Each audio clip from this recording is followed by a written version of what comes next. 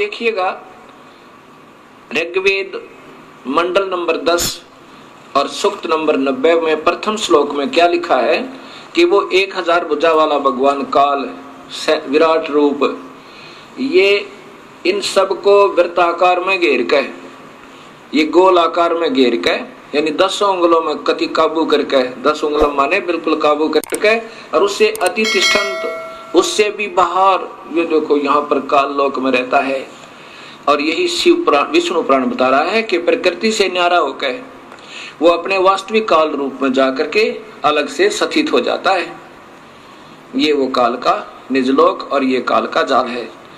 और यही आपने महर्षि जी के द्वारा उलझ पुलझ करते हुए भी नहीं छुपा पाए। अब यहां आप देख रहे हैं ऋग्वेद के अंदर भी पूर्ण परमात्मा और साथ में ब्रह्म, परब्रह्म और पूर्ण ब्रह्म की सबतः महिमा वर्णित है और जो यथार्थ है। अब आपने ऋग्वेद मंडल नंबर 10 के सूक्त नंबर 90 का प्रथम श्लोक सुना कि ये काल भगवान 1000 भुजा वाला, 1000 सिर वाला, 1000 आंखों वाला, और ये इन सब सारे ब्रह्मांडों को रोक के और इनसे बाहर भी विद्यमान है। आगे दूसरे में क्या लिखा है कि एवं इस कुछ सही तौर पर पुरुष है माने भगवान अक्षर पुरुष पर ब्रह्म है। ये तो नाशवान है पहले वाला तो, और दूसरा वास्तु कुछ भगवान रूप दिखाई देता है कुछ, क्योंकि वो खाता नहीं अक्षर पुरुष, और ये तपस्या पर बुनकर खाता भी है। ये नाम मात्र भगवान है, दिख है भगवान, पर वास्तव में प्रभु ये है नहीं।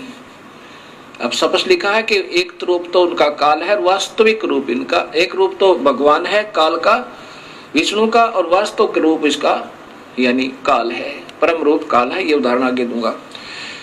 अब इसमें लिखा है कि दूसरे श्लोक में ऋग्वेद मंडल नंबर 10 और सूक्त नंबर 90 का श्लोक नंबर 2, एवं पुरुष है च इदम, एवं पुरुष माने कुछ सही तौर पर भगवान अक्षर पुरुष पर ब्रह्म है, और च और इदम माने यह, यत माने जो, भूतम माने उत्पन्न हुआ है, यत जो भविष्य में उत्पन्न होगा, सर्वम सब, यत माने प्रयत्न से, मेहनत के द्वारा, अनैन माने अन से, अतिरोहति विकसित होता है। जैसे इस क्षर पुरुष के यानी ब्रह्म के लोक में और अक्षर पुरुष परब्रह्म के लोक में जितने भी प्राणी हैं वो सब मेहनत करके, टुकड़े भरकर मेहनत करके अपना अन्न से ही इनका प्रफुल्लित शरीर होता है। लेकिन सतलोक में अन्न नहीं, अन्न से नहीं, वो अमृत आहार है वहां का, विकसित होते हैं। ये अक्षर पुरुष भी, ये अक्षर पुरुष भी उतः माने संदेह युक्त, उतः है अमृतस्य मोक्ष, अमृतस्य ईशान। ये अक्षर पुरुष भी यानी ये परब्रह्म भी संदेह युक्त अमोक्ष देने का वाला स्वामी है। देखो स्पष्ट लिखा है, उतः उत संदेह युक्त अमृत, अमृतत्व से यानी अमृतत्व का ईशान मन स्वामी है। ये भी संदेह युक्त है यानी पूर्ण मुक्त नहीं कर सकता। इसमें भी गए हुए प्राणी पूर्ण मुक्त नहीं, उनका भी जन्म मरण है। लेकिन इनसे ज्यादा स्थायी होने से ये कुछ अक्षर पुरुष कहलाता है, कुछ अविनाशी कहलाता है। बिल्कुल स्पष्ट लिखा है कि ये भी सही मोक्ष नहीं दे पाता, ये भी संदेह युक्त है, इसका भी अधूरा मोक्ष है। लेकिन इस काल वाले तत्व बहुत ही अच्छा है, ये खाता नहीं प्राणियों को।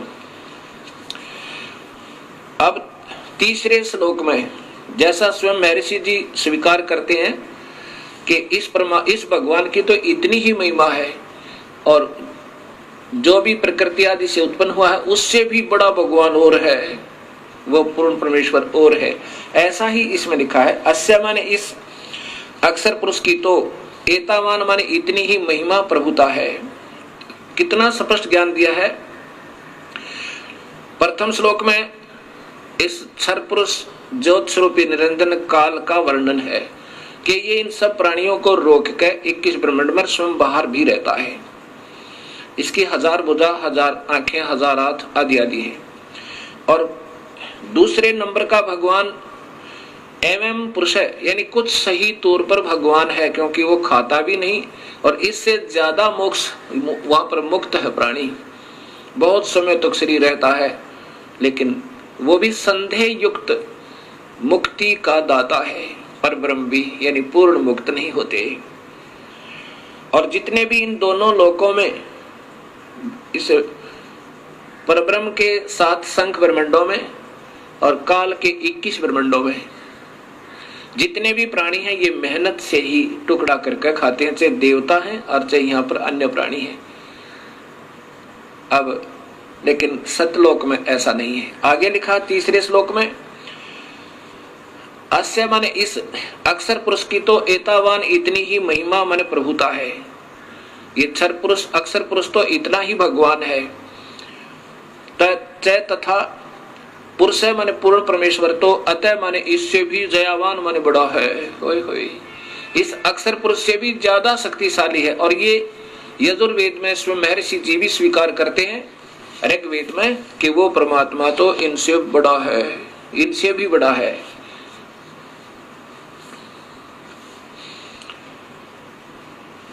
विश्व माने समस्त, भूतानी माने अक्षर पुरुष तथा क्षर पुरुष के इन लोकों में तथा सतलोक में जितने भी प्राणी हैं, वह इस अस्य माने इस पूर्ण परमात्मा नि अक्षर पुरुष का पाद माने एक पैर समझो। अस्य माने इस परमेश्वर के त्रि माने 3, दिवी माने लोक जैसे सतलोक, अलखलोक, अगमलोक, वो अमृतम अविनाशी पाद दूसरा है। होय होय। अब क्या बताया है कि ये जितने भी सतलोक और इस लोक में जितने भी प्राणी हैं, ऊपर के लोकों में और परब्रह्म और ब्रह्म के लोकों में जितने प्राणी हैं, जीव आत्मा, ये तो इसका एक पैर समझो। और ऊपर के तीनों लोकों में जितने प्राणी हैं, दिव्य लोक कौन कौन से, अक्षर पुरुष ना, सतलोक, अलखलोक और अगमलोक। अनामी लोक में जीव स्थिति न्यारी नहीं है। इसलिए उन तीनों लोकों में और जितने भी प्राणी और तीनों लोक, ये उनका अविनाशी पैर है, अर्थात उस परमात्मा की सतिथि बता रहे हैं उदाहरणार्थ। आगे फिर चौथे श्लोक में लिखा है कि पुरुष माने यह अविनाशी परमात्मा, ऊर्ध्व माने ऊपर, त्रि माने 3 लोक जैसे सतलोक, अलखलोक और अगमलोक, पाद माने पैर ऊपर के हिस्से में, उदयन उदयत विराजमान है। अस्य माने इस परमेश्वर की पूर्ण ब्रह्म तथा पाद एक पैर एक हिस्सा जगत रूप पुनः फिर यह माने यहाँ अभवत प्रकट होता है और फिर यहाँ पर वो प्रकट भी होता है, जैसे कबीर रूप में आगे, कभी सत्सुकृत रूप में आगे, कभी किसी प्रकार। तथा माने इसलिए स माने वह अविनाशी पूर्ण परमात्मा असने होय होय, ऐसन जो खाता नहीं और जो सने जो खाता है। युक्षर पुरुष तो 1 लाख जीवों को रोज खाता है, अक्षर पुरुष खाता नहीं। इसमें लिखा है सनेन असनेन, खाने वाले और न खाने वाले, अर्थात काल और परब्रह्म से अभी माने ऊपर, विश्व माने सर्वत्र, उससे ऊपर भी और सर्वत्र विक्रमात व्यापक है। कितना स्पष्ट कर दिया कि ये परमात्मा पूर्ण ब्रह्म अविनाशी परमात्मा ऊपर के तीनों लोकों में भी है। और फिर ये खाने वाले और न खाने वाले, काल तो खाता है पर ब्रह्म नहीं खाता। ये क्षर पुरुष तो 1 लाख जीवों का आहार करता है, इसको सांप लगा हुआ है, इसको रोग लग गया, और अक्षर पुरुष नहीं खाता। इसलिए लिखा कि खाने वाले और न खाने वाले, इन में भी व्यापक है और इनसे ऊपर भी न्यारा भी वो व्यापक है, ऊपर भी है और इन सब पर भी कंट्रोल है। जैसे प्रधानमंत्री राज्य में भी व्यापक, एक प्रांत में भी व्यापक है और अपने भी सब सारे देश में भी व्यापक है। और केवल मुख्यमंत्री अपने ही प्रांत में व्यापक है और मंत्री अपने विभाग में, केवल एक प्रांतीय मंत्री अपने केवल विभाग में व्यापक है, ऐसा समझो।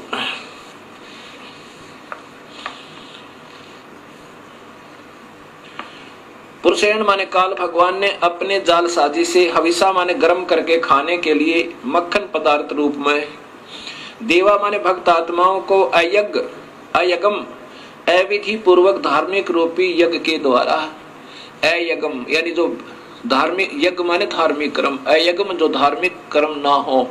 जैसे गीता जी में लिखा है कि 7वें अध्याय के 15वें श्लोक में कि तीनों गुणों के द्वारा जिनका ज्ञान हरा जा चुका है वो राक्षस स्वभाव को धारण किए हुए दुष्कृतिन मनुष्यों में नीच, दुष्कृतिन माने वो अधार्मिक मतलब शास्त्र विरुद्ध साधना करने वाले, दुष्कृतिन माने जो सही धार्मिक कर्म ना हो वो बुरे कर्म करते हैं, जो शास्त्र अनुकूल साधना नहीं है, पूर्ण परमात्मा की पूजा नहीं है, उससे अन्य पूजा को दुष्कृतिन अर्थात अविधि पूर्वक साधना करने वाले कहा है। यहाँ वही है कि अयज्ञन जो अधूरी अविधि पूर्वक साधना रूपी यज्ञ के द्वारा, यत माने परिवर्तन करके, तनवंत माने ताने अर्थात जाल की तरह रचना रची, वसंत सुहाना मौसम, वसंत अर्थात रिंचिक सुख।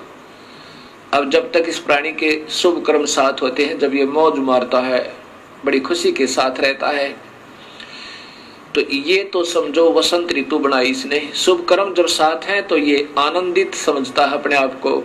लेकिन ये गरीबदास जी कहते हैं तू जाने तेरी ऐसे नवेगी हरदम लेखा वरना रे।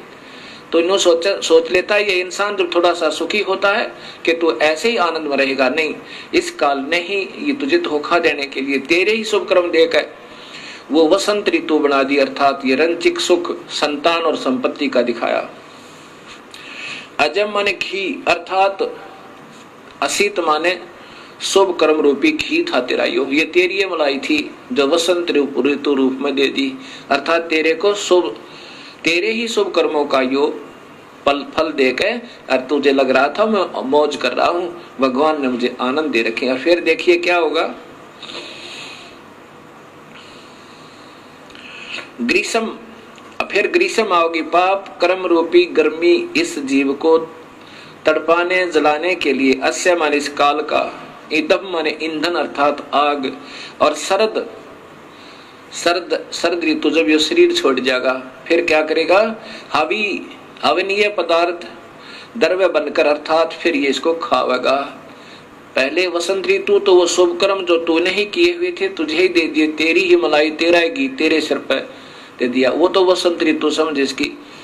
और फिर ग्रीष्म ऋतु वो आवेगी जब तेरे पाप कर्म होंगे, किसी की टांग कट जाएगी, किसी की आंख फूट जाएगी, किसी का बेटा मर जाएगा, किसी की बेटी मरेगी।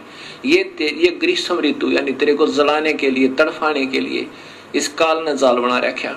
और फिर शरद ऋतु जब तू मर जाएगा ये शरीर शांत हो जाएगा और फिर तुझे खावेगा वहां हवी, यानी तो जो फिर एक खाने योग्य पदार्थ बनाओ निकाल लेगा तेरे मत तपतशिला के ऊपर। ये छठा श्लोक सुना आपको। अब सातवां सुनो, अग्रतः माने बाद में, पहले अविधिवत साधनाएं करवाई, जैसे वेदों में ओम नाम का जाप लिखा है और महिमा पूर्ण परमात्मा की, ऐसे गीता में ओम नाम का जाप और यज्ञ हवन आदि लिखे हैं और महिमा पूर्ण परमात्मा की। अब इन नादान आत्माओं ने ओम नाम को पूर्ण परमात्मा का मंत्र जानकर और दिन रात मेहनत की, तपस्याएं की, लेकिन उसे प्रभु नहीं मिला। क्योंकि गीता जी के 11वें अध्याय के 47-48 श्लोक में और 53 में स्पष्ट है कि अर्जुन किसी भी वेद वर्णित विधि से, यज्ञ से, हवन से, तप से, जप से मैं नहीं प्राप्त हो सकता, प्रभु तो प्राप्त हुआ नहीं। फिर उन्होंने अपने अपने अनुभव के, उन विद्वान पुरुषों ने अपने अपने जितने जिनका ध्यान में जो उपलब्धियां हुई अपने अपने अनुभव के शास्त्र बनाने शुरू कर दिए और जिसके कारण ये भक्ति का पतन हो गया। ये ऋग्वेद बता रहा, ऐसे वेद पढ़ाने चाहिए थे अपने को। अगर तब माने बाद में, तब माने सज्ञान अंधकार की, यज्ञम माने पूजा के आधार पर, पुरुषम माने काल भगवान को, तेन माने उन, देवा माने भक्त आत्माओं, च तथा साध्य माने सिद्धों ने, ऋष्य है माने ऋषियों ने, बहरसी माने वेदों के बाहर अर्थात भिन्न भिन्न, जातम माने स्वयं उत्पन्न कर दिए। वेदों से बाहर, बहिर्ष माने उस तब बाहर के, वेदों से न्यारे, जातम माने स्वयं उत्पन्न कर लिया, अर्थात वह शास्त्र बना लिए। ये माने जो प्रोक्शन माने मन माने मंत्रों के उच्चारण से, जैसे चारों वेदों में थे एक एक थोड़ा थोड़ा मंत्र निकाल के और एक ब्रह्म ये गायत्री मंत्र बना दिया। ये चारों वेदों में से दो दो अक्षर, तीन तीन अक्षर ले रखे हैं। ये स्वयं प्रोक्शन माने मन माने मंत्रों के उच्चारण से अयजंत अविधि पूर्वक साधनाएं शुरू कर दी। ओए होए, ऋग्वेद बता रहा है ये। जैसे ओम भूर्भुवः स्वः तत्सवितुर्वरेण्यं भर्गो देवस्य धीमहि धियो यो न प्रचोदयात्, ये चारों वेदों में से छोटे छोटे मंत्र निकाल लिए और इसका एक मंत्र बना के आप ही अपने हिसाब से साधना शुरू कर दी। ओम नमः स्वाहा, ओम भगवते वासुदेव नमः, ये जो मंत्र बना लिए, कहते हैं यहाँ से ये भक्ति सतर गिरता चला गया। राधे श्याम सीताराम, ये कोई भक्ति मंत्र नहीं है, ये तो ठीक अपने मन को राजी करने के लिए, ये तो स्वीट टेबलेट्स है, ये तो मीठी गोली है। लेकिन नाम जाप से ही बात बनेगा जो वेदों में लिखा है। इस मन को प्रसन्न करने के लिए चाहे कुछ भी गाते बजाते रहो, इससे कोई लाभ नहीं होगा।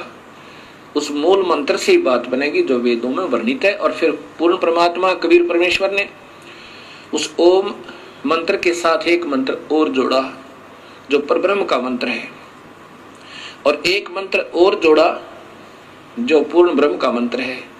ऐसे ये तीन मंत्रों का जाप से जीव का छुटकारा होगा। बाकी मन प्रसन्न करने के लिए चाहे फिल्मी गाने के आधार पर गा लो उस भगवान की स्तुति, और चाहे किसी मनमुखी मंत्र के आधार पर अपना व्यर्थ जीवन कर लो, उससे कोई लाभ नहीं, ये वेद बता रहे हैं। मनमाने मंत्रों के उच्चारण से अयजंत अविधि पूर्वक साधनाएं प्रारंभ कर दी। अब 8वां श्लोक है कि तस्मात् उस धार्मिक यज्ञ, उस धार्मिक क्रम यज्ञ आदि से जो अविधि पूर्वक थे, अर्थात काल ब्रह्म को ही पूर्ण ब्रह्म मानकर निर्गुण सरगुण रूप से धार्मिक कार्य करने से सर्वहुत सब धार्मिक कार्य यज्ञादि करने वाले, अब उस पूर्ण परमात्मा को के ही जैसा इस काल को मान के उसी की साधना करने वाले वर्षद प्रसद माने पूरी सभा, प्रसद माने पूरी सभा यानी पूरा भक्त वृंद, सभी भक्त आत्माएं, समुदाय आयजम पिंगला हुआ गी अर्थात प्रभु प्राप्ति की प्रेरणा से विशेष प्रेरित। अब जैसे ये भक्त संत जन बढ़िया बढ़िया लतीफेदार कथा सुना के इन भक्त आत्माओं को प्रेरणा तो इतनी दे देते हैं प्रभु पाने की, और जाप देते हैं काल का, और काल से भी निम्न सतर का, काल का भी कोना। फिर बताते हैं कि पीपल के चक्कर लगाओ, वट वृक्ष के चक्कर लगाओ, इसमें भगवान का देवताओं का वास होता है। कभी कुछ बताते हैं, मनमाने साधना दे देते हैं, कोई राम का जाप देता है, कोई हरि शरणम, ये कोई जाप नहीं है। ओम नमः शिवाय, ओम भगवते वासुदेव नमः, ये कोई मंत्र नहीं है। अब यहाँ कहते आयजम पिंगला हुए घी की तरह प्रभु प्राप्ति की प्रेरणा से विशेष प्रेरित सम माने पूर्ण परमात्मा की सत भक्ति सदृश जान के उन गलत मंत्रों को, उन नादान संतों के द्वारा दी गई साधना को सत मान के और जानकर भरतम धारण किए हुए उसको जाप करते हुए अपने हिसाब से सोचते हैं कि हम सही पूजा करें क्योंकि मेरे गुरुदेव ने मुझे बताया है।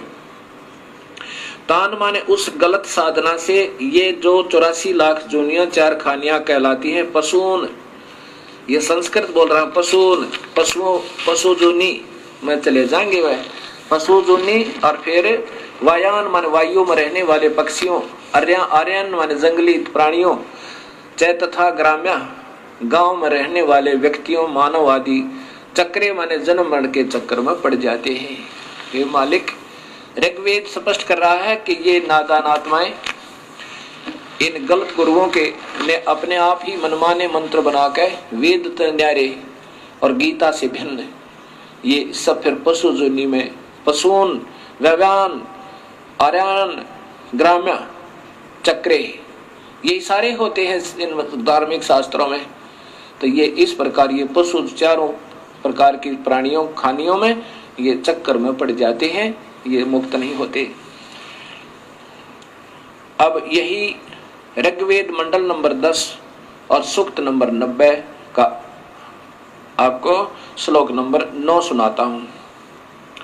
तस्मात उसके बाद सर्व माने सब यज्ञात माने धार्मिक कार्य हुता माने करने वाले सामानी साधारण अर्थात वेदों को छोड़कर छंदासी अन्य छह शास्त्र 11 उपनिषद गोपथ ब्राह्मण आदि जजीरे माने बनाए। अब इन नादान संतों ने अपनी अपनी अनुभूतियां अलग से 6 शास्त्र 11 उपनिषद ये बाकी गोपथ ब्राह्मण और अन्य वेदों के ब्राह्मण बनाए। तस्मात माने उसके बाद रचय श्लोक जजीरे बनाए, अपने आप और श्लोक बना लिए नारे नारे। तस्मात उसके बाद यजुर प्रार्थनाएं, यजु माने प्रार्थनाएं, यजुर स्तुतियां, अन्य ब्राह्मण जैसे अन्य यजुर्वेद के अन्य ब्राह्मण अजायत माने बनाए। अब ओम जय जगदीश रे स्वामी जय जगदीश रे जय माता दी पिछले बोलो अगले बोलो जय माता दी, ये बना लिए नो कहे, ये शास्त्र विरुद्ध है, इनसे प्रभु प्राप्ति नहीं हो सकती, तो मनराजी करने वाली बात है। आगे 10वें श्लोक में लिखा कि तस्मात उसके बाद अश्वा माने घोड़े जैसी दौड़ लाएगी अपने अपने न्यारे न्यारे शास्त्र बनाने की। के माने इसलिए काल साधना से ये माने जो अजायंत उत्पन्न हुआ उभयादत, यह दोनों ही काल के दांत समझो। अब चाहे सरगुण मान के उसको अचे निर्गुण रूप के जो भी उपनिषद और जो भी अपने शास्त्र अन्य वेद न छोड़कर जो भी अपनी अनुभूतियां लिखी अपना अनुभव लिखा, ये काल के दांत समझो, इनमें उलझ गए सारी नादान आत्माएं। वेदों से अलग अगर कोई साधना बताता है वो गलत बताता है। वेद खुद भगवान द्वारा वर्णित है और उसमें उतना ही करना जितना लिख रखा है, उससे ज्यादा कम करता कोई अपने, वो फिर उस खेल के मैदान के नियमों से बाहर खेल रहा है। जैसे कोई खेल का मैदान होता है, उस प्लेग्राउंड के कुछ सीमा होती है, उसके अंदर ही खेलना होगा, उससे बाहर जो खेल रहा है वो खेलता रहो, उसको कोई लाभ नहीं। वो तो लोग दिखावा कर रहा है दुनिया को दिखाने के लिए, तो ऐसे यहां बता रहे हैं।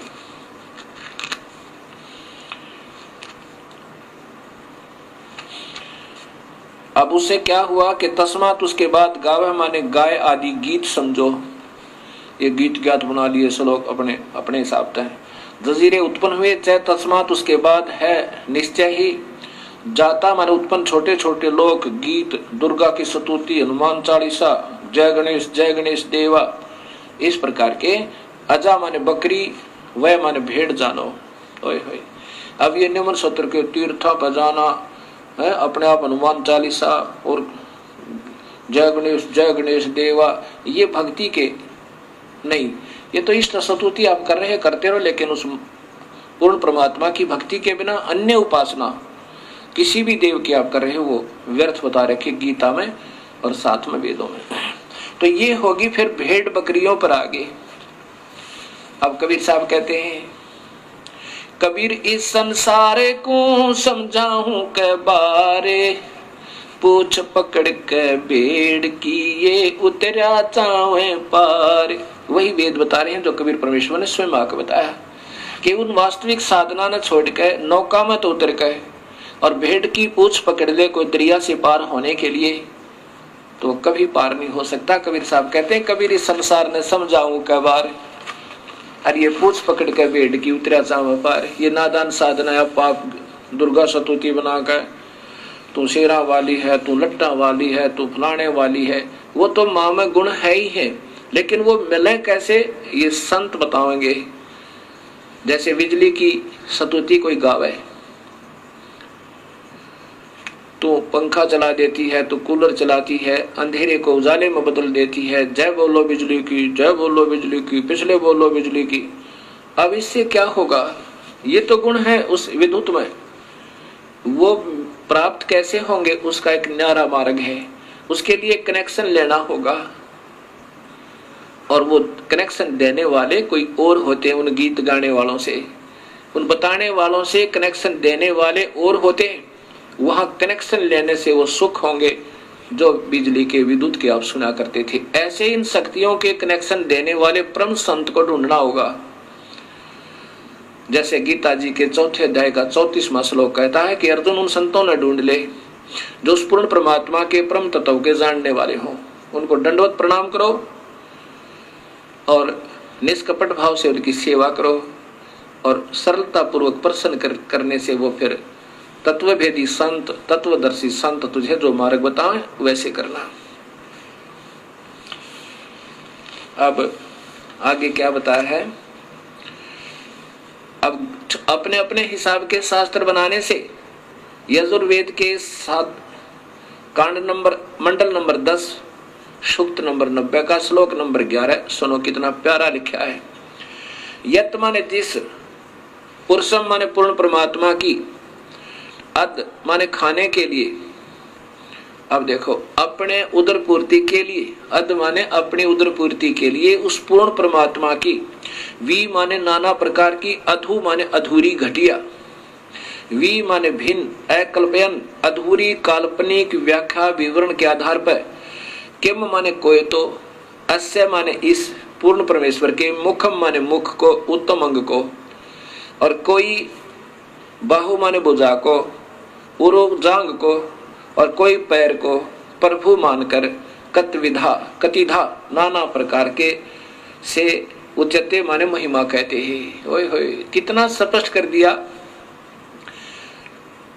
ये 11वां श्लोक कह रहा है कि वो नादान अपने उदर पूर्ति के लिए जिनको पूर्ण ज्ञान है को ना, और अपने अपने अनुभव से को तो जैसे मुखम यानी उसके मुख को, मुख्य उस परमात्मा के नाना प्रकार के अंगों को, जैसे पहले बताया ना, इनका एक पैर तो ऊपर अजर अविनाशी है, एक नीचे है, इनका मुख्य अंग, कोई मुख ने, कोई पैर ने, कोई हाथ ने, इनको भगवान मान रहा है परमात्मा के। ने कैसे? जैसे कोई आकार बताता है, कोई निराकार कहता है, कोई ब्रह्मा को परमात्मा बताता है, कोई विष्णु को, कोई शिव को, कोई फिर कहता नहीं भगवान एक और है, वो निराकार है, वो दिखाई नहीं देता। अब एक समय 5 अंधे आपस में विचार करने लगे कि सुना है गांव में हाथी आया हुआ है और हमें कोई हाथी के पास छोड़ दे तो हम हाथी देखें। एक आंखों वाला उनकी बातें सुन रहा था। उसने कहा भी तुम हाथी कैसे देखोगे सूरदास, तुम्हारी आंखें तो है नहीं। अंधों ने कहा कि हमारे हाथ आंखों का काम करते हैं, आप कृपा करके हमें उस हाथी के पास छोड़ दीजिए। उस आंखों वाले ने उन 5 अंधों को हाथी के पास छोड़ दिया, चारों तरफ छोड़ दिया। एक अंधे ने हाथी के पैरों का निरीक्षण किया ऐसे, दूसरे ने पूंछड़ का, तीसरे ने कान का, चौथे ने सूंड का और 5वें ने पेट के आसपास हाथ फेरा। और जहां जाकर उनके हाथ जैसे पैर वाले के हाथ हट गए वो वापस हो लिया। उसने सोचा बस इतना ही हाथी होता होगा। दूसरे ने कान देख लिए कि बस इतना ही हाथी होता होगा। और ऐसे इन 5 अपने अपने अनुभव लेकर चल पड़े। रास्ते में आंखों वाले ने पूछा किसी और ने कि कहाँ गए थे सूरदास? वो कहने लगे हम हाथी देख कर आए हैं। आंखों वाला कहने लगा अंधो तुमने हाथी देखा कैसे? उन्होंने कहा हमारे हाथ आंखों का काम करते हैं। तो वो आंखों वाला कहने लगा भाई बताओ कैसा था हाथी? जिसने पैरों का निरीक्षण किया था वो कहने लगा हाथी होता है थंब जैसा, पिलर जैसा, थांब जैसा, खंभे जैसा। दूसरा बोला, अंधा बोला कि नहीं ये इसको सही ज्ञान नहीं है, मैं बताता हूं। हाथी होता है बेल्ट जैसा, पटे जैसा। उसने जो पहले वाले ने हाथी के पैर का निरीक्षण किया था वो तो खंभे जैसा ही, बस पैर को ही हाथी मानकर और निश्चिंत हो गया। दूसरे ने पूंछड़ का, उसकी दूम का, पूंछ का निरीक्षण किया था, वो उस पूंछ को ही हाथी मान के और फूला नहीं समावे। अब तीसरे ने कहा कि ये दोनों को कुछ नहीं मालूम, मैं बताता हूं। हाथी होता है छाछ जैसा, सूप जैसा, उसने कानों को देखा था, पकड़ पकड़ कर निरीक्षण किया था। चौथा कहने लगा इनको नहीं मालूम, सही मैं बताता हूं। हाथी होता है पाइप जैसा, उसने सूंड का निरीक्षण किया था। पांचवा कहता है ये अधूरा ज्ञान बता रहे हैं, मैं बताता हूं हाथी कैसा होता है। हाथी होता है बटोड़े जैसा। हरियाणा में एक उपलों का एक ढेर बनाया जाता है, उसको फिर ऊपर से गोबर से प्लास्टर कर दिया जाता है, और जैसे प्लास्टर वाल समझो, यानी प्लास्टर की हुई दीवार समझो, मड प्लास्टर जिस पर हुआ हो, मड प्लास्टर यानी मिट्टी की लिपाई कर रखी हो, ऐसा हाथी के पेट का ऐसा वो कुछ खरदरापन होता है। अब पेट पे हाथ फेरने वाला कहता हाथी होता है मड प्लास्टर, यानी कच्ची दीवार जिस पे मिट्टी का प्लास्टर हुआ हो, ऐसा हाथी होता है। अब ये ऋग्वेद मंडल नंबर 10 और सूक्त नंबर 90 का श्लोक नंबर 11 स्पष्ट करता है कि यतः माने जिस पुरुषम माने पूर्ण परमात्मा की, अदय माने उदर पूर्ति के लिए नादान लोगों ने, अधूरे मार्गदर्शकों ने, अधूरे अनुभव वालों ने वेदों को तो छोड़ दिया, जो उसमें सही मार्ग और सही विधि लिखी हुई है, जितनी भी उससे प्राप्ति होनी थी, उनको त्याग के और निम्न सत्र के अपने अपने शास्त्र बना लिए, जो कि मान्य नहीं है। वो शास्त्र नहीं है, वो पूजा के योग्य नहीं है, क्योंकि उनके अधूरे अनुभव हैं। वी माने नाना प्रकार की, अधू माने अधूरी, घटिया, वी माने भिन्न, अलग से, अकल्पयन अधूरी कल्पनाएं, व्याख्या विवरण आधार पर, कि माने कोई तो अस्य माने पूर्ण परमेश्वर के, मुखम माने मुख को भगवान कहता है, यानी कोई तो कहता नहीं भगवान तो और है, वो तो मुख्य भगवान, मुख है उसका पूर्ण परमात्मा का। और कोई भुजा को भगवान कहता है, कोई पैर को पादय, और कोई किसी प्रकार से जांग को, यानी ऐसे ऐसे उन्होंने अपने अपने हिसाब की अटकलें लगा रखी हैं। अब आंखों वाला बता सकता है कि सारे मिलाकर ही प्रभु बनता है, जैसे ये 21 ब्रह्मांड, और ये तो एक अक्षर पुरुष है, इसके 3 पुत्र हैं ब्रह्मा विष्णु महेश, और 7 संख ब्रह्मांड का मालिक ये परब्रह्म है, अक्षर पुरुष है, और पूर्ण ब्रह्म परमात्मा इन सब का कुल मालिक है। वो सतपुरुष है, उसका वास्तविक नाम कबीर है, इन सब रचना से पहले भी उनका नाम कबीर है, इसलिए वेदों में उस परमेश्वर का नाम कबीर आया है।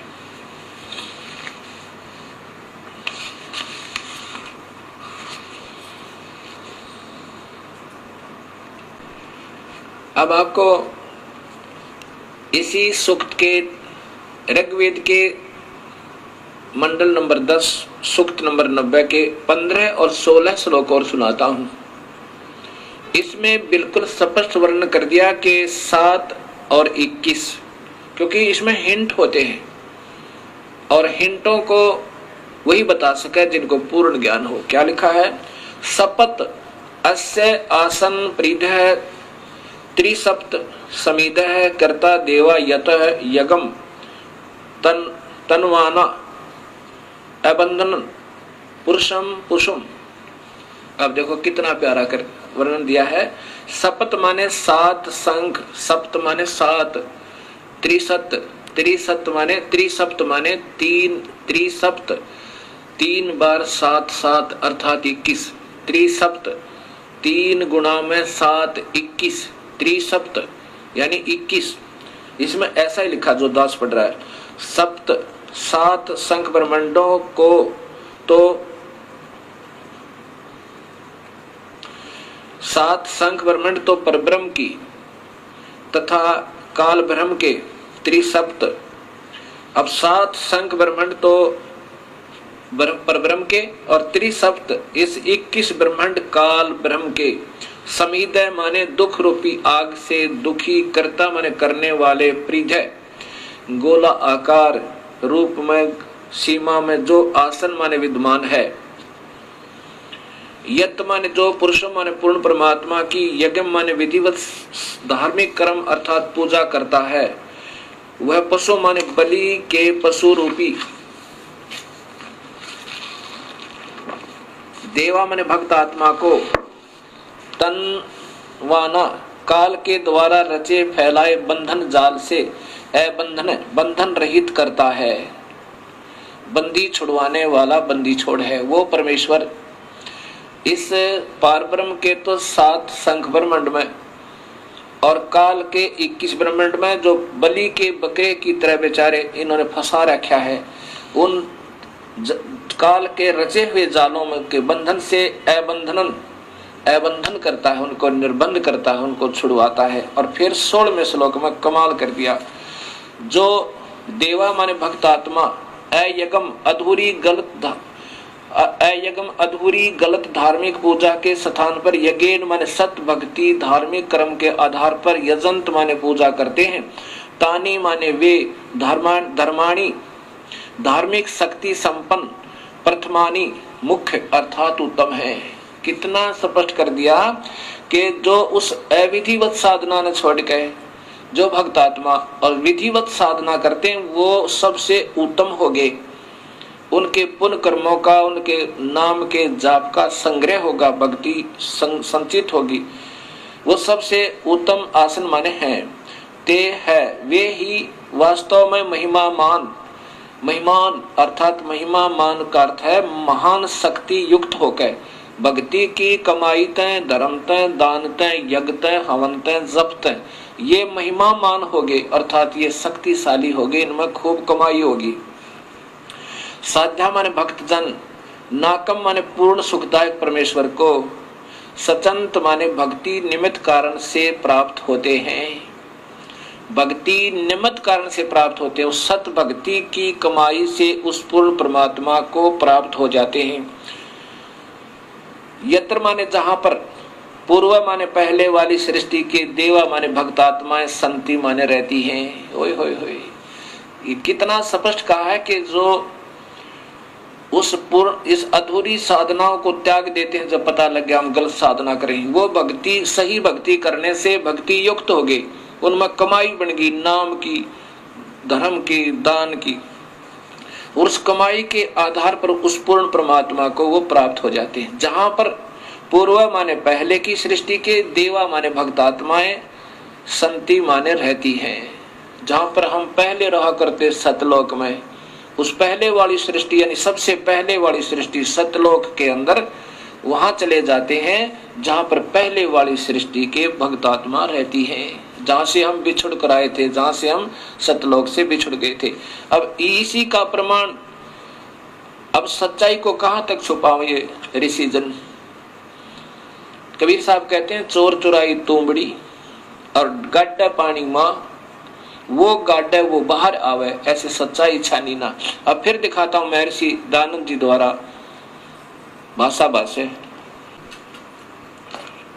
ये देखिएगा ऋग्वेद, ये महर्षि दानंद जी द्वारा भाषा भाष्य है।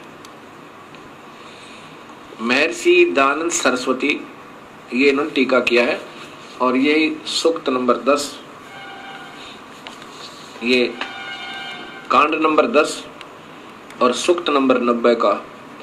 अब श्लोक नंबर आप देखिएगा 15, इसमें सपथ अस्य संति पृथय और त्रिसप्त, ये त्रिसप्त इन्होंने कैसे किया है। यत जिस यज्ञ माने सृष्टि यज्ञ को तनवाना करते हुए देवा सृष्टि साधनभूत देव पशुम देखते हैं, पुरुष को उसमें बांधते हैं, देखने वाले दृष्टा पुरुष को उसमें बांधते हैं। इस यज्ञ की सप्त, अब देखो सप्त, अब सप्त ने ये क्या समझे जिनको ज्ञान ही नहीं। सप्त माने 7 शंख ब्रह्मांड, सप्त माने 7, प्रीधय छंद रूपी प्रीधियां, ये गोला आकार में प्रीधि, जैसे प्रीधि नहीं होती प्रीधि।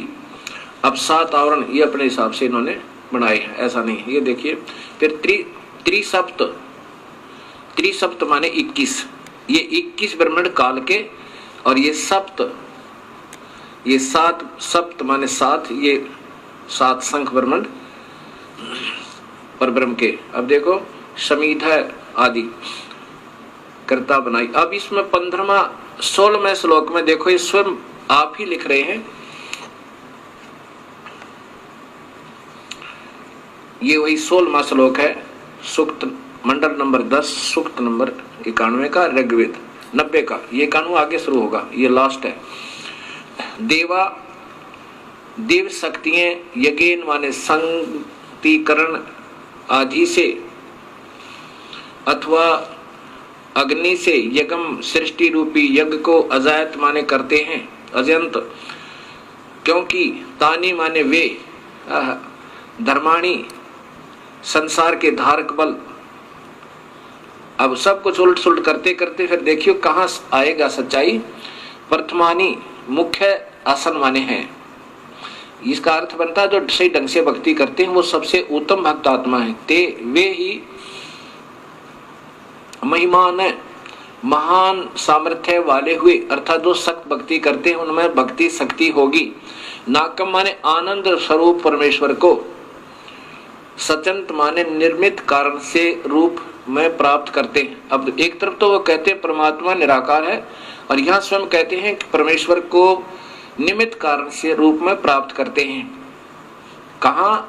यत्र माने जिसमें, पूर्व माने पूर्व सृष्टि अर्थात सतलोक के, साध्या माने सृष्टि साधन संपन्न, देवा माने दिव्य शक्तियां संति माने रहते हैं। अब स्वयं स्वीकार कर रहे हैं महर्षि जी के आनंद स्वरूप परमेश्वर को प्राप्त करते हैं निमित्त कारण से, अर्थात सत भक्ति के कारण प्राप्त करते हैं। इसलिए भगवान कहीं आकार में है जहां उसको प्राप्त करते हैं। प्राप्त करना माने उससे मिलना, उससे साक्षात्कार करना। ये स्वयं वेद बता रहा है, स्वयं अपने कर्मों से लिख रहे हैं, कर कमलों से, जिसमें कहा जाते हैं उस परमात्मा के लोक में जहां पहले की सृष्टि यानी सतलोक वाले साध्या सृष्टि संपन्न साधन संपन्न अर्थात वो भक्त आत्मा, देवा माने दिव्य शक्तियां, ये भक्त आत्मा रहती हैं वहां, क्योंकि वो परमात्मा स्वरूप आत्म रूप में है इसलिए उनको देवा कहा है। शक्तियां रहते हैं। अब प्रिय भक्तात्माओं, इस सच्चाई को इतना गहरा दबा दिया गया कि इसके ऊपर से मिट्टी हटाते हटाते ढेर सारा प्रयत्न करना पड़ता है।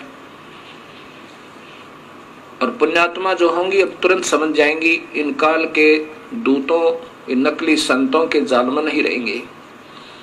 और इतना प्रमाण मिलकर भी जिनकी आंखें नहीं खुलती वो मूड बताए, वो मूड बताए। गीता में लिखा क्यों? तो मूड है जो सत भक्ति नहीं करते। इतना कुछ प्रमाण होकर भी यदि आपको सत नजर नहीं आया तो आपके मोतिया बंद है। कबीर साहब की प्यारी आत्मा गरीबदास जी कहते हैं कि फिर तो ये देखत के तो नैन जिसमें फिरा मोतिया बंद रे। जिसको सफेद मोतिया बंद हो जाए उसकी आंख सोच दिखाई देती है तो उसको नजर कुछ नहीं आता। फिर तो आपका मोतिया बंद हो चुका है इन नादान संतों के गलत ज्ञान के आधार पर, जो सब शास्त्र विरुद्ध साधना सारे भक्त समाज को प्रवेश कर दी। और जो पुण्य आत्मा होंगी उनके लिए कहा कि ज्ञानी सुने सो हृदय लगाई, मूर्ख सुने तो गम ना पाई। बुद्धिमान व्यक्ति सुनेंगे तो वो तुरंत इस सत्य को स्वीकार करेंगे और आकर के अपना कल्याण करवाएंगे, उपदेश लेंगे और पश्चाताप करेंगे उस गए हुए समय का। और मूर्ख सुने सो गम ना पाई। अनजान व्यक्ति इतना प्रमाण पाकर भी नहीं समझ सके तो फिर उनको मूर्ख कहा है। ऐसा ही कबीर साहब की प्यारी आत्मा गरीबदास जी, क्योंकि जो गरीबदास जी कह रहे हैं वो समझो कबीर साहब कह रहे हैं, क्योंकि उन्हीं की शक्ति से वो पुण्य आत्मा उस परमेश्वर की महिमा हृदय से गा रहे हैं। उसमें बता रहे हैं कि चातुर प्राणी चोर हैं। चातुर प्राणी जिन्होंने गीता का एक अक्षर भी समाज को नहीं बता रखा और लाखों की संख्या में इन भोली आत्माओं को उलझाए बैठे और कहते हैं गीता के मर्मज्ञ ज्ञाता, और उसके उस संत की महिमा गाते हैं गीता ही के ज्ञान के आधार पर। और गीता का एक अक्षर भी नहीं बता रखा गीता में क्या लिखा है। वो चतुर प्राणी गीता की आड़ लेकर अन्य महिमा गा के अपनी मनमुखी साधनाएं बता के वो तो चतुर प्राणी है। और मूड वो है जो इतना ज्ञान पाकर भी नहीं समझे तो वो उन्हीं के पीछे पड़े रहेंगे। उनके लिए कहा है कि चातुर प्राणी चोर हैं, ये विचक्षण है, ये गलत साधना बताने वाले, ये संत जन ये चतुर बताए। ये चातुर प्राणी चोर हैं, चोर क्योंकि शास्त्र विरुद्ध साधना दे रहे हैं, ये परमात्मा के भी दुश्मन है। ऐसा गीता में लिखा है कि जो शास्त्र विरुद्ध साधना करता है अर्जुन, वो मुझे भी और अंतर्यामी रूप में रहने वाले उस परम पिता को भी दुखी करता है, उसको घोर नरक में डालूंगा। और मूढ़ मुग्ध हैं ठोठ, ये संतों के निकाम के, इनके दो गड़जोट। यानी इतना भी ज्ञान समझकर नहीं समझ में आई तो वो उन चतुर प्राणियों के योग्य हैं, 84 में जाने ही योग्य है। ऐसा गरीबदास जी बता रहे हैं कि चतुर प्राणी तो चोर हैं, वो तो अपनी झूठी साची लगाकर आपको गुमराह करते ही रहेंगे अपनी प्रभुता बनाए रखने के लिए। और मूढ़ मुग्ध है ठोठ, वो भोली आत्मा फिर भी नहीं समझ पाई तो उन योग्य है, और वो फिर उनको काल के मुख में ले जाएंगे। और वो संतों के काम के नहीं है, उनके उन्हीं के साथ रहने दो, वो कहीं जाओ फिर किसी प्रकार दुख पाओ। लेकिन फिर भी को दयालु परमात्मा है कि भाई बार बार प्रयत्न करते हैं, हो सके ना जाने कब इंसान की आंखें खुल जावे और सत भक्ति पर वो लग जावे। अब जैसे गीता में लिखा है ना, विष्णु पुराण में लिखा है कि विष्णु का एक रूप तो पुरुष है इस काल के बारे में, और वास्तविक रूप उसका काल है। अब पुरुष माने भगवान, प्रभु वो नजर आता है जैसे सारी सुविधाएं उपलब्ध करावे और दुखी ना करे, वो परमात्मा होता है। अब इस काल का प्रथम रूप तो ऐसा नजर आता है जैसे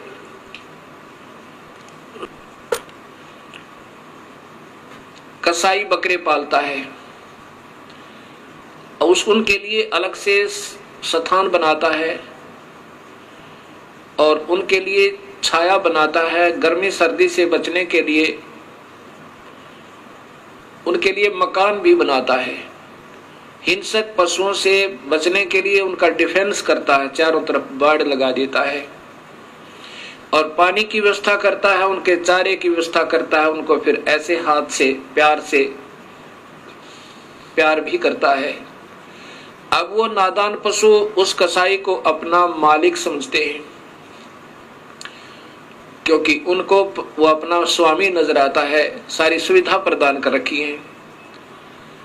लेकिन जब वो आता है उनके अंदर, वो देखता है ऐसे ये कितने वजन का हो गया, कितना मांस हो गया इसमें बकरे में, ये कितने किलो वजन होया, कितने रुपए की कीमत इसकी होगी।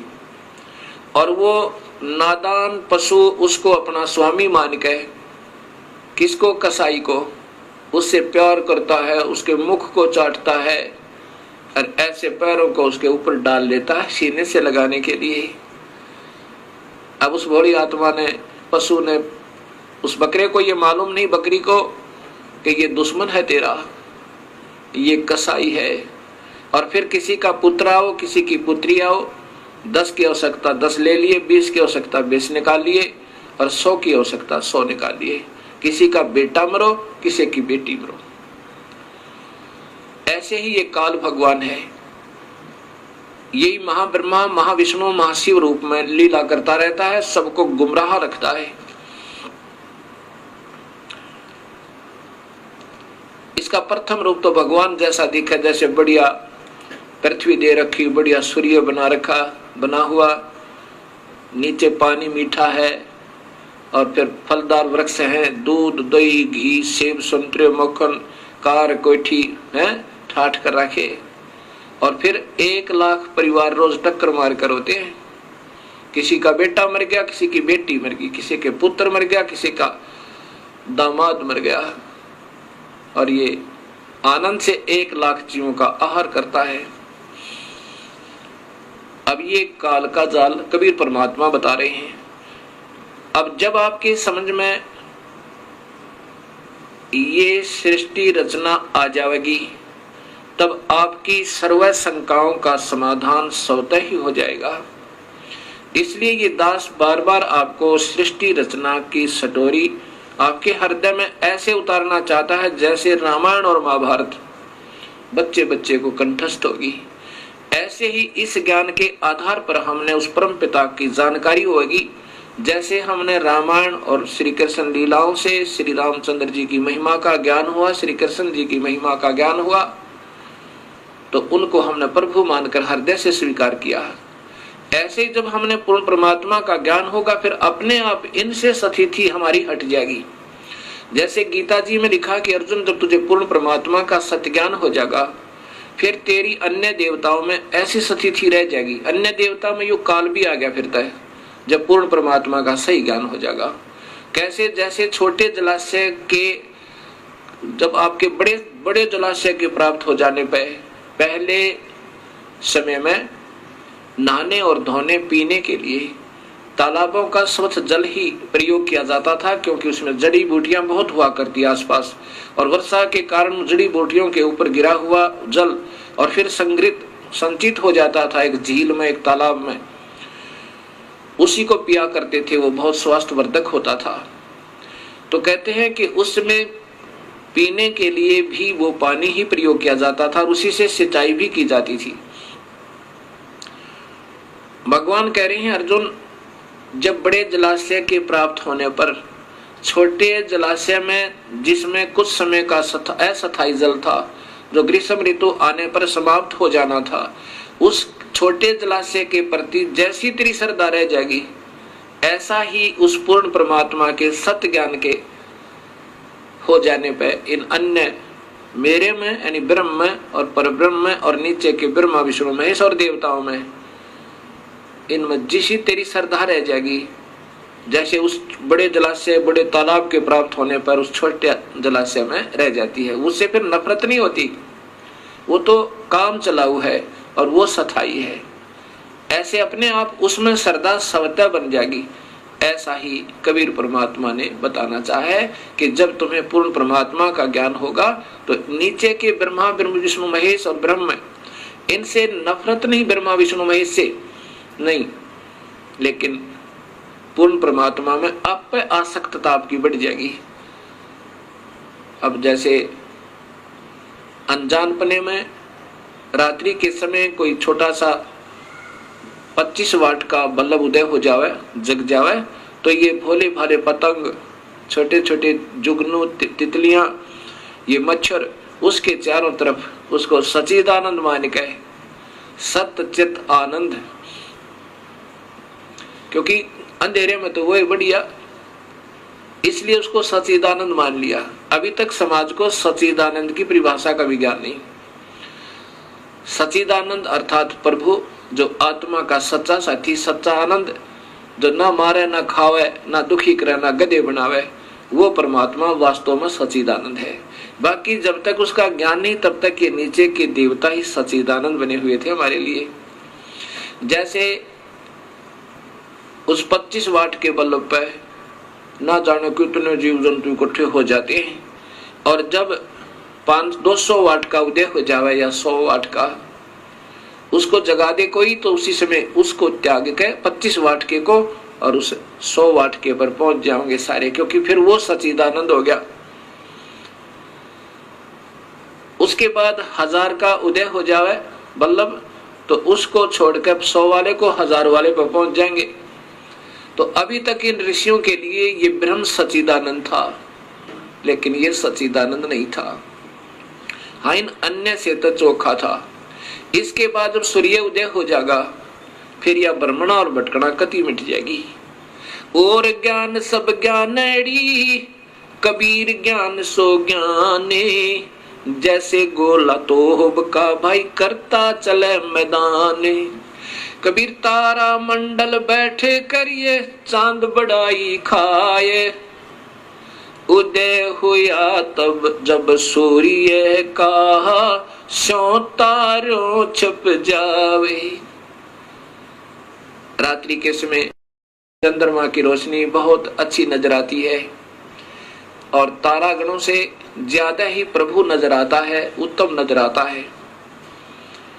ऐसे ही ये ब्रह्म समझो और तारे समझो ये अन्य देवता ब्रह्मा विष्णु महेश। और जब सूर्य उदय होगा वो पूर्ण परमात्मा का वास्तविक ज्ञान और सुख का ज्ञान होगा। सो तारा छिप जावे, ना चंद्रमा दिखे ना तारे दृष्टिगोचर हो, अर्थात फिर ये सर्व सुख हो जाएगा। ऐसा पूर्ण परमात्मा की भक्ति और नाम में ये शक्ति है। सत साहिब इस सारी सृष्टि रचना को सुनकर एक बहन ने अपनी आत्म कथा सुनाई। अब देखो भक्तजनों, जब तक आपको सुख है, ये तो वेद में बताया कि आपका वसंत ऋतु है, आपका एक ही, आपके कर्मों की मलाई आप खा रहे हो, करीम खा रहे हो, खाते रहो। और जब पाप कर्मों का ग्रीष्म ऋतु प्रारंभ होगा फिर देखियो क्या बनेगी। एक माई ने बताया कि मैं एक ही पुत्र उत्पन्न हो जाने के बाद विधवा होगी, मेरा पति मर गया। फिर मैंने अपने पुत्र की परवरिश की, ये सोचकर मेरा बेटा बड़ा होगा, इसका विवाह करूंगी, इसके पुत्र होंगे, पुत्री होंगी, पोते और पोतियों को खिलाऊंगी और फिर सुख होगा दाता। और अपने पुत्र की मंगल कामनाओं के लिए, उसकी रक्षार्थ इसी काल के द्वारा गलत साधना, प्रवेश समाज में पितरों की पूजा, भूतों की पूजा, फिर देवी देवताओं की पूजा, फिर अन्य स्थानों पर, तीर्थों पर, सब जगह जाकर और अपने पुत्र के दीर्घायु की मन्नतें मांगा करती थी। अब क्या होता है वो बताती है कि जब मेरा पुत्र +2 में पढ़ रहा था, उसने मोटरसाइकिल की जिद कर ली कि माँ मोटरसाइकिल लूंगा। मुझे डर भी लगता था कि कहीं मेरे बेटे का चोट ना लग जाए, लेकिन ज्यादा ही जिद करने से और साथ में ये सोचा कि ये मेरे बेटे के मन में ये ना आ जाए कि मेरा पिता होता तो आज मुझे अवश्य मोटरसाइकिल दिलवाता। मैंने सोचा कि कहीं बेटे के हृदय में हीन भावना ना आ जाए, मैंने जैसे तैसे करके हीरो होंडा मोटरसाइकिल लाके दे दी। प्रतिदिन अपने एक दोस्त को लेकर के वो कॉलेज जाया करता था, स्कूल जाता था। उस दिन भी अपने एक दोस्त को लेकर के मेरे खाना खा के अपने दोस्त को लेने गया, अपने उसके घर से उसको लेकर के और अपने कॉलेज की तरफ प्रस्थान किया। इतने में फिर कुछ अपना कार्य निपटा के, कोई 2 ही प्राणी थे घर में, 2-4 रोटियां बनाई, फिर अपना खाने की तैयारी की थी। खाना खाने के लिए ऐसे ग्रास किया था, इतने में उसका दोस्त जो प्रतिदिन उसके साथ जाता था अड़बड़ाया हुआ आया और उसके वस्त्र फटे हुए और कहा, आंटी हम ऐसे जा रहे थे और एक्सीडेंट हो गया भैया का। ऐसे मुख की तरफ ग्रास किया था, वहीं हाथ से गिर गया, सिर पर कपड़ा नहीं, पैर में जूती नहीं और भाग ली पागलों की तरह। जब घटना स्थल पर पहुंची तो वहां मेरा बेटा नहीं था, वो हॉस्पिटल जा चुका था। वहां भाग कर गई, वहां जाकर पता चला वो तो मर चुका है। दीवार का टक्कर मारी, 7 टाँके आए बोली मेरे सिर में और 2 घंटे में बेहोश होश में आई। अब वो आपकी सारी कथा मुझे सत्य लग रही है। ये काल बहुत जुल्मी है। मैंने कहा, माई अगर तू सुखी होती तो बिल्कुल नहीं मानती, ना उन देवी देवताओं को छोड़ती जिन पर तुमने सारा जीवन खो दिया। कहती है, जी बिल्कुल ठीक हो आप। अब ये परमात्मा कबीर साहब हमें बताना चाहता है कि तुम जिसकी पूजा करते हो वो स्वयं काल है और उसी की तुम पूजा करे। उसी के 3 पुत्र ब्रह्मा विष्णु महेश है, बेचारे ये उसके प्रवेश हैं, ये भी तुम्हारी मदद नहीं कर सकते। ये केवल कर्म आधार पर तुम्हें जो भी तुम्हारा नियमित है, सुख है तो सुख लो, दुख है तो दुख लो। अब ब्रह्मा से हमारे से उत्पत्ति करवाता, रजोगुण बनाकर हमने विवश करके सब में वासना भर के, और विष्णु हमारे अंदर मोह ममता पैदा करे रखता है कि यहाँ पर ये टिके रहे, सतीथी बनी रहे। और शिव जी फिर हमारा संहार करवाता है कोई न कोई कारण बनाकर, चाहे किसी का बेटा मरो चाहे किसी की बेटी। क्योंकि वो भी काल के वश है बेचारा। जब उसके ऊपर उसका संकेत आता है तो वो नहीं रोक सकता, चाहे उसका अपना पुत्र भी क्यों न हो। जैसे भगवान श्री कृष्ण के सामने पूरा यादव कुल का विनाश हो गया, अभिमन्यु उसका भांजा भी मर गया पर वो नहीं बचा पाए। ऐसे ये काल इन सबको नचा रहा है।